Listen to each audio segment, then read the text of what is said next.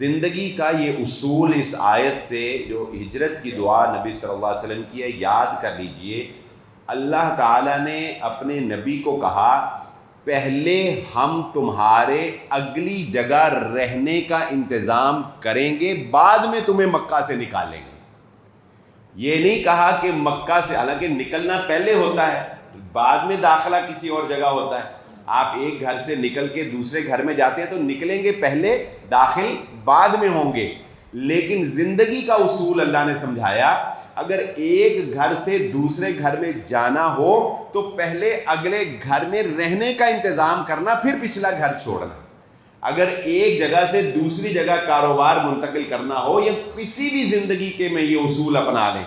اللہ تعالیٰ نے ہجرت کی اس دعا میں ہمیں یہ اصول سکھایا کہ میں نے اپنے نبی کو پہلے مدینہ میں رہنے کا انتظام کیا، پھر مکہ سے نکالا ہے. یہ نہیں کہ مکہ سے نکل گئے اور بعد میں کہاں جائیں. نہیں، یہ ایک زندگی کا اتنا پیارا اصول ہے جو ہجرت نبی محمد صلی اللہ علیہ وآلہ وسلم سے ہمیں ملتا ہے.